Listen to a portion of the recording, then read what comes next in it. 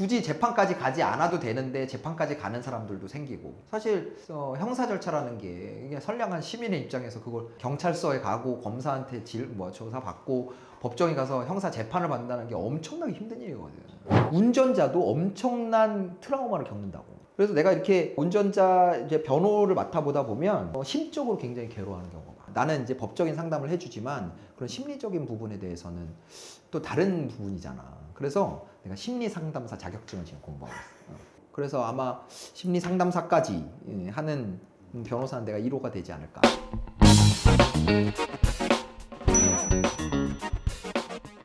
교통사고로 상대방이 죽거나 크게 다쳤을 때 이제 형사 입건이 소위 됐을 때 변호사의 조력을 받으면 어떤 게 다른 거예요? 그러니까 교통사고에서는 중요한 게 뭐냐? 합의를 보는 거예요. 형사 입건됐을 때는 합의를 보는 게 중요해요. 합의를 보는 게 중요한데 그 합의를 개인이 가서 자꾸 얼굴 비치면서 합의 봐주세요 그러면 피해자들이 되게 싫어해요. 그래서 이제 자기 당사자들끼리 합의를 본다는 건 정말 굉장히 어려운 문제야. 사망 사건인 경우에 그렇지. 잘 오는 거 너무 스트레스. 그렇지. 그러니까 피해자 입장에서도 당사자 얼굴 대면하기가 되게 힘들어하거든.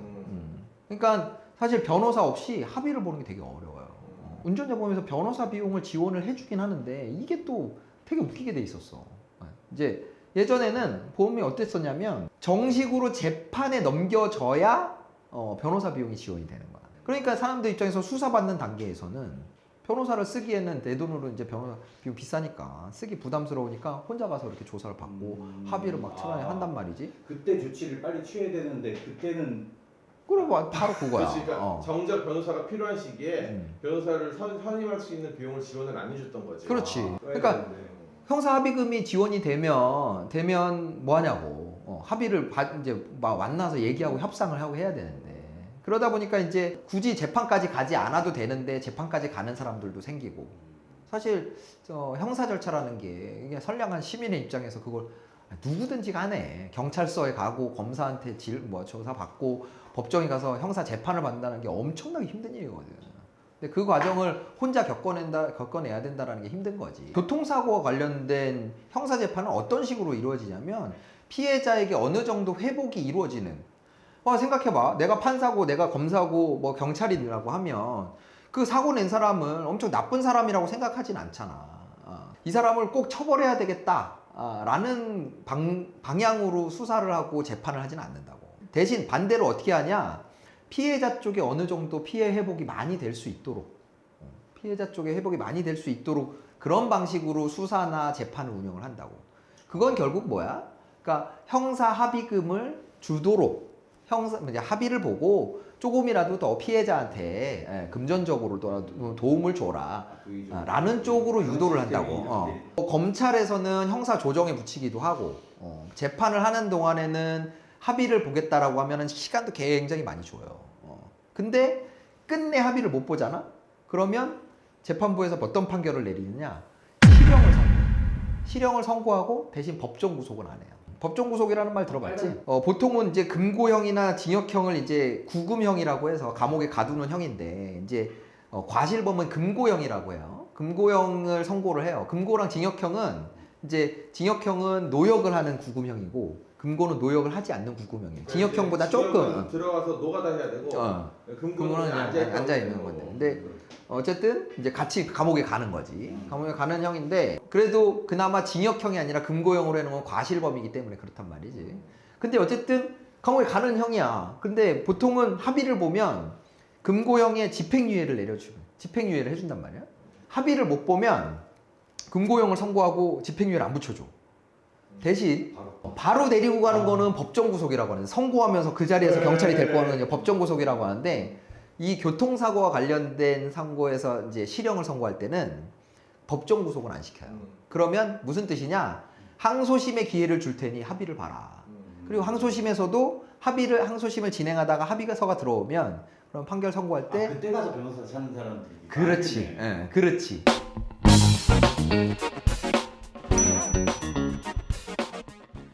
합의 못해서 최근에 문제가 컸었던 사건 하나 있었다면 진행했던 케이스는 1심에 변호사를 썼는데 그 변호사가 합의를 못 봐준 거야.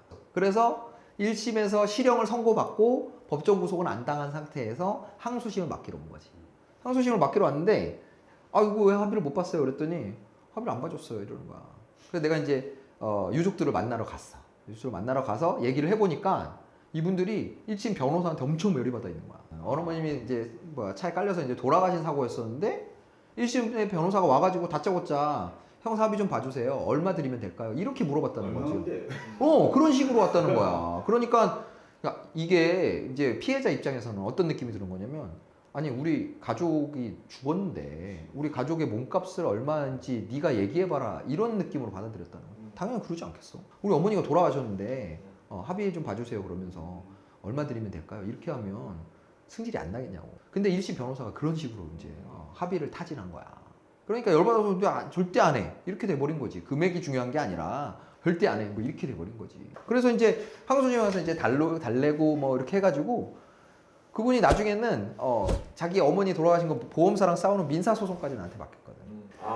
잘 보이셔서. 그러니까 이 교통사고와 관련된 그 형사합의는 되게 특수성이 있어요. 그래서 경험을 많이 해보지 않으면 이제 제일 중요한 건 이제 공감 능력이지. 공감 능력. 이제 피해자의 입장, 가해자의 입장을 얼마나. 그리고 중요한 건 그런 합의를 자 내가 이 맡았던 그 사람 같은 경우 결국 언제 한 거야? 수사, 1심, 2심, 항소심에 가서 겨우 그 사람이 그 사건 항소심 판결 선고받는 데까지 2년 걸렸거든. 2년 동안 내가 언제 구속될지도 모르고 막 이런 불안감에 사는 거야. 그럼 그 사람 삶이 다 망가진다. 일상을 살기가 어렵지. 그러면 그 사람이 예를 들어서 수사를 받을 때 나한테 찾아왔다. 그러면 합의를 봤을 수 있을 거 아니야. 합의를 보게 되면 그냥 검사가 약식으로 기소해요. 약식으로 기소해서 재판을 받을 필요도 없이 벌금만 내면 돼. 그러니까 결과가 엄청나게 다르네요. 엄청나게 다른 거지. 대응을 그 사람 같은 경우에 2년 동안 완전 이제 삶이 피폐해진 거야. 교통사고는 이 편의상 가해자 피해자로 불리지만 사실은 운전자와 뭐 사고를 당한 사람 뭐 이 정도로 표현하는 게 난 맞다고 보는데 운전자도 엄청난 트라우마를 겪는다고. 그래서 내가 이렇게 운전자 이제 변호를 맡아보다 보면 심적으로 굉장히 괴로워하는 경우가 많아. 최근에도 이제 보지 못한 상태에서 인지하지 못한 상태에서 뭐 길에 엎드려 있던 사람을 치고 지나가서 이제 그 사람이 사망을 했고 그래서 이제 뺑소니로 이제 사건을 진행하고 있는 분이 계신데 내가 이제 계속 이제 마음 케어까지 해드리지. 그러니까 잘못하신 게 아니고 일상을 하시고 맡겨놓고 하시라라고 하는데 주말에 톡이 왔더라고. 그러니까 주중에는 뭐 일하면서 그렇게 어느 정도 견딜만 한데 이제 주말이 되면 그게 자꾸 생각이 나서 너무 힘들다고.